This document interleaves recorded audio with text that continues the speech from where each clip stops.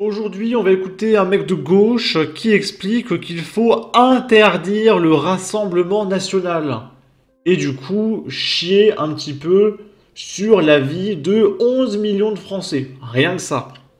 C'est prévu par l'article L212-1 du Code de sécurité intérieure. Motif d'interdiction, provocation à la discrimination et à la haine, en l'occurrence envers la population d'origine maghrébine. Et du coup, qui c'est qui a parlé de maghrébins au Rassemblement national? Parce que le Rassemblement national, tout ce qu'ils veulent, c'est expulser les délinquants étrangers. Mais c'est la gauche qui dit que tous les étrangers sont des délinquants, et qu'après ils parlent d'extrême droite, de fascisme, etc. Mais le Rassemblement national ne dit pas ça. Donc je comprends pas, est-ce que tu ne ferais pas un petit peu des amalgames, mon cher ami? C'est un petit peu du racisme, quand même. Donc on va écouter ça. Je me pose la question de, vous savez, la fable de la grenouille dans la casserole qui est en train de chauffer, où je me dis à quel moment on va se réveiller. Oui, parce que ça se termine mal pour la grenouille. Oui, bah oui, elle meurt ébouillantée. Moi, je pense sincèrement... Alors le mec dit à quel moment on va se réveiller. Alors j'ai fait une vidéo tout à l'heure, je sais pas quand elle sortira, mais il y a Philippine qui est morte ce week-end. Il y a un mec qui est mort dans le 9-3 lors d'un mariage. Il y a un mec qui est mort à Marseille, 17 ans. Il y a un mec qui est mort dans le 9-1. Il y a un mec qui est mort à Saint-Maur dans un parking. Il y a un mec qui est mort dans une rixe à Bourges. Il y a un mec qui est mort à Rieux-la-Pape dans le 69 à Lyon. Et le mec te dit c'est quand qu'on se réveille? Que le Rassemblement national c'est la haine. Alors tu sais c'est quoi la haine? Bah c'est ça en fait, c'est les gens qui meurent. Parce que tuer les gens, bah c'est pas cool. Voilà. Et toi tu participes à ça.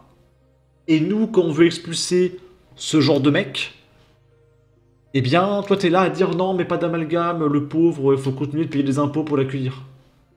Pareil là à Lyon, il y a un gars, un Tunisien sous OQTF, donc qui n'était pas censé être sur le sol français, qui a planté un mec qui a voulu protéger son pote. Alors que le mec n'aurait pas dû être là. Et toi, tu es en train de nous dire que vouloir expulser ce Tunisien sous OQTF qui plante des gens, c'est la haine.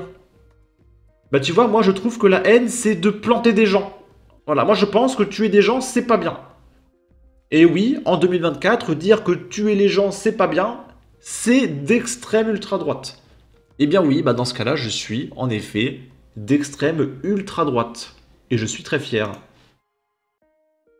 Que le Rassemblement national doit être interdit, et qu'il n'est jamais trop tard pour bien faire. C'est prévu par le Code de sécurité intérieure, c'est l'article L212-1 du CSI, qui donne des motifs d'interdiction. Et le 6e, c'est quand vous propagez des idées qui provoquent à la discrimination et à la haine, en l'occurrence envers la population d'origine maghrébine, en propageant des théories de type subversion migratoire. Des théories? La subversion migratoire, c'est une théorie. Il n'y a pas d'immigration en France, les copains, c'est une théorie, ça n'existe pas. Est-ce que vous avez déjà vu des migrants en France? Jamais vu ça. Hein. Moi d'ailleurs, je suis absolument pas un migrant portugais, ça n'existe pas. Ah, attendez, j'ai retiré le filtre. Bah, il y a quand même 11 millions de Français derrière, ce serait contre-productif. Et pourquoi, en quoi ce serait contre-productif d'interdire un parti d'extrême droite? Je pose la question, je mets simplement la question sur la table, à quel moment on considère que c'est un parti politique normal? Je dis que... Et à quel moment on considère qu'un parti politique qui dit que tuer les gens c'est pas grave, c'est normal?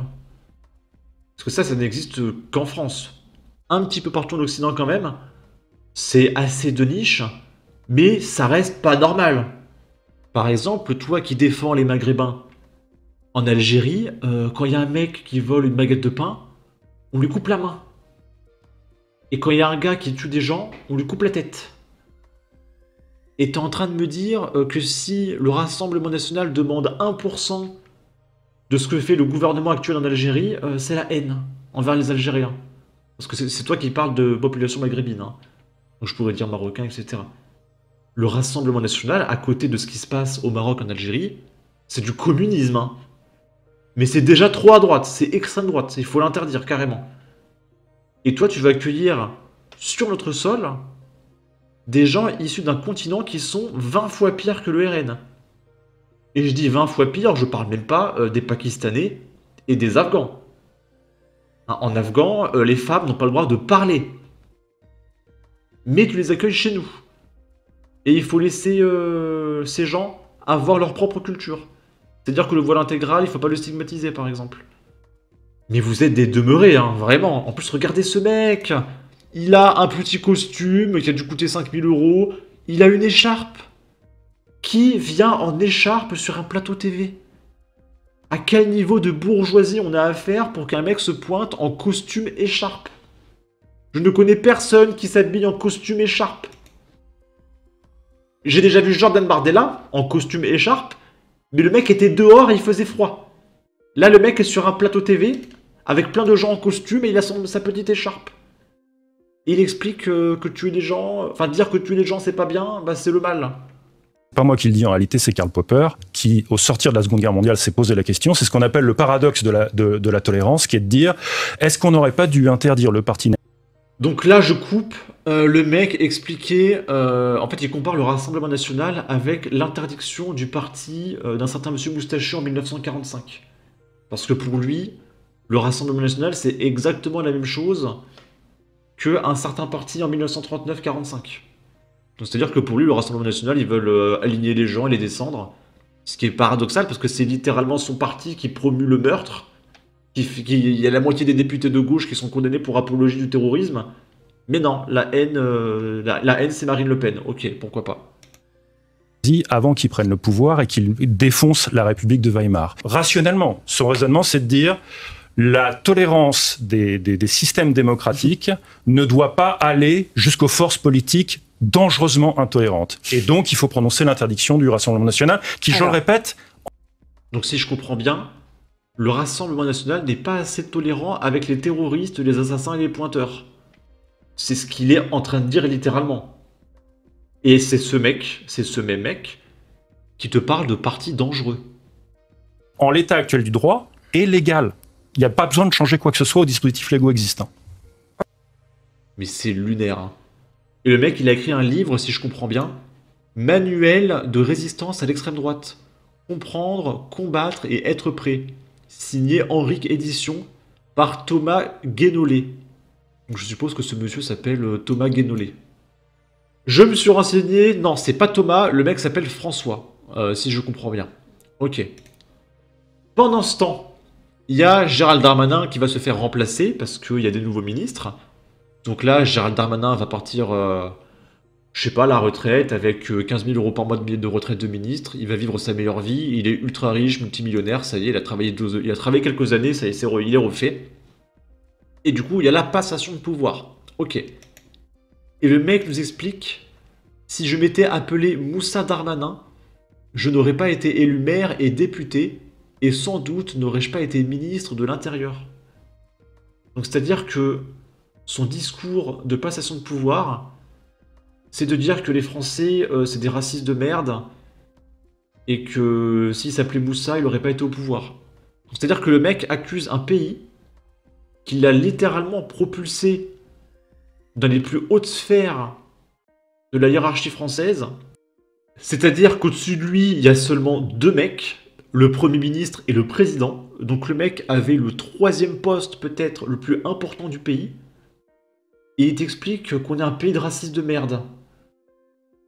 Mais si on est un pays à ce point-là intolérant, bah tu vas te casser en fait. Parce que c'est déjà le cas. Mais je veux dire, je comprends pas en fait, je comprends pas. Les mecs sont littéralement propulsés par le système et font que d'insulter les prolos qui sont en bas de l'échelle quoi. Mais c'est insupportable. C'est insupportable. Quelle bande d'ingrats, mais vraiment. Hein. On est sur BFM, on peut écouter ça sans filtre. Je m'appelle Gérald Moussa Jean Darmanin. Mon père, à la maternité de Valenciennes, voulait écrire Moussa Darmanin, du nom de mon grand-père, tirailleur algérien qui avait servi la France. Après tant d'années de fonctions électives, je remercie mes électeurs de Tourcoing, que je vais retrouver à l'Assemblée nationale avec beaucoup de fierté. Il est assez évident, si nous sommes honnêtes, que si je m'étais appelé Moussa Darmanin, je n'aurais pas été élu maire et député, et sans doute n'aurais-je pas été ministre de l'Intérieur du premier coup, comme ma jeunesse m'a porté à ces responsabilités fortes. Ça n'aurait retiré rien de mon éducation. Ça m'insulte. Allez, casse-toi, ça m'insupporte. Barre-toi. Prends ta retraite payée par mes impôts. Dis que je suis un raciste. Profite bien de ton pognon, là, de ton pays de raciste. Je ne supporte plus. Je retire mon casque. Pareil, il me rappelle Pape Ndiaye. Le mec qui te parle de discrimination. Oh, le pays, c'est tellement la haine. Le mec était ministre de l'Éducation nationale. Le mec, il y a eu des infos qui ont leaké il n'y a pas longtemps. Il a un salaire, mais c'est indécent. Je sais même plus si c'était par mois ou par an, mais c'était un nombre à 6 chiffres. Parce que actuellement, là, il a un nouveau poste, hein, Pape Ndiaye. Il est, mais multimillionnaire, vous imaginez même pas à quel point. Hein. Et le mec va te dire que son pays, il est raciste. Mais c'est une blague. Est-ce que tu crois que moi, par exemple, je vais en Afrique du Sud? Tu crois que je peux être Premier ministre ou ministre de l'Éducation nationale? Mais c'est une blague, en fait. C'est une blague. Je ne supporte pas ces gens-là qui crachent sur nous à longueur de journée, alors qu'ils sont les plus promus par le système possible, quoi. Mais c'est imbouffable. C'est imbouffable, je ne le supporte plus. Hein. Bref, en tout cas, n'hésitez pas à donner votre avis, votre opinion, à partager, liker, commenter. Ça aidera au référencement de la vidéo sur YouTube. Abonnez-vous, suivez-moi sur Twitter. Prenez soin de vous. Salut!